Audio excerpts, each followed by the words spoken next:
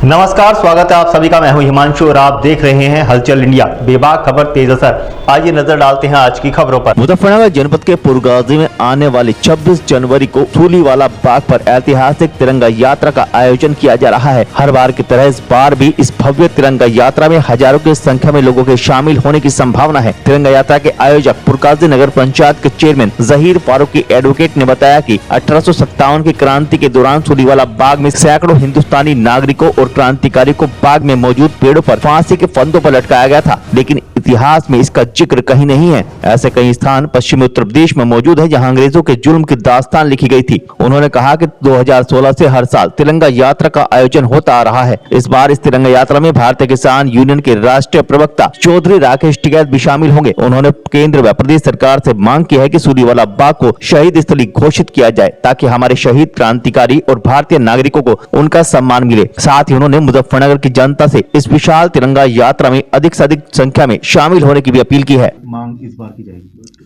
देखिए, पुरकाजी के सूलीवाला बाग को शहीद स्थल घोषित कराने के लिए 2016 से ध्वजारोहण कार्यक्रम वहां पर किए जाते हैं।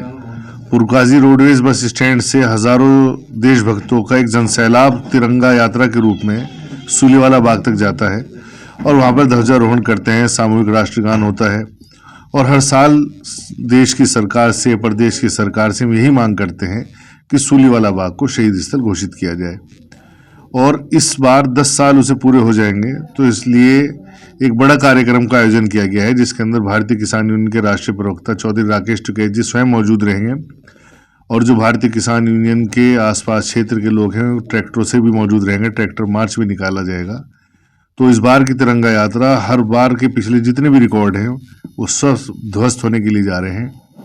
पुरकाजी की आवाम के अंदर एक जागरूकता है देश के तिरंगे के प्रति और सूलीवाला बाग के शहीदों के प्रति। और इस तिरंगा यात्रा में भाग लेने के लिए जो हमारे पुरकाजी के लोग हैं, क्षेत्र के लोग हैं, जो हिंदुस्तान में अन्य प्रदेशों के अंदर नौकरियां करते हैं, काम करते हैं, इस दिन स्पेशल छुट्टियां लेकर आते हैं। और कुछ लोग तो ऐसे हैं सऊदी अरब से और दुबई से खास तौर से तिरंगा यात्रा में भाग लेने के लिए आते हैं। तो देश का दुर्भाग्य रहा है कि हिंदुस्तान आज़ाद हो गया, लेकिन जिन लोगों की वजह से हिंदुस्तान आज़ाद हुआ उन्हें आज़ादी के बाद भुला दिया गया। तो हमारी यही मांग है कि देश के शहीदों को उनका सम्मान मिले, उनके परिवारों को शहादत का दर्जा दिया जाए ताकि उनके परिवार वालों को लगे कि हाँ, हमारे बड़ों ने देश के लिए कुछ किया है। और जो मेरी भारत सरकार से, प्रदेश सरकार से यही मांग है कि हम लोगों को जो स्कूल के अंदर शुरू से पढ़ाया गया है, भगत सिंह अमर रहे, सुखदेव अमर रहे, राजगुरु अमर रहे, अशफाक उल्लाह खां अमर रहे, और हिंदुस्तान के अंदर बहुत सारी गलियां, चौराहे, तिराहे, सड़कें इन्हीं महापुरुषों के नाम पर हैं जिन्होंने देश के लिए अपनी जानों को न्यौछावर किया है।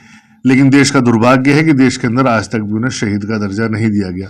ये एक बहुत बड़ा गंभीर विषय है जिस पे देश की लोकसभा के अंदर, विधानसभाओं के अंदर चर्चा होनी चाहिए और सर्वसम्मति से ये प्रस्ताव पास होने चाहिए कि जिन लोगों ने देश को आज़ाद कराने के लिए अपनी जानों की कुर्बानी दी है उन्हें शहीद का दर्जा दिया जाए।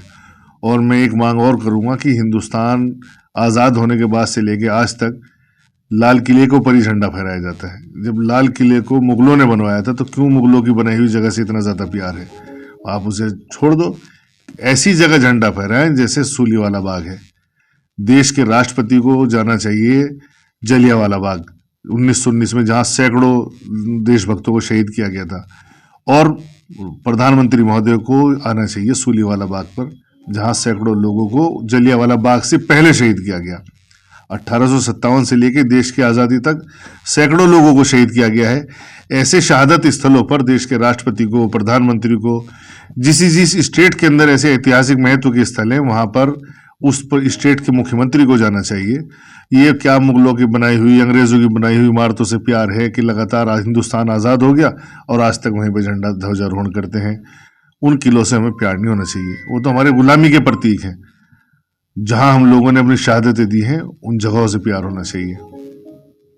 लेने का कल फिर होंगे हाजिर कुछ नई और ताज़ा खबरों के साथ। तब तक के लिए दीजिए हमें इजाजत। नमस्कार। हमारे YouTube और Facebook चैनल को फॉलो और सब्सक्राइब करना ना भूलें।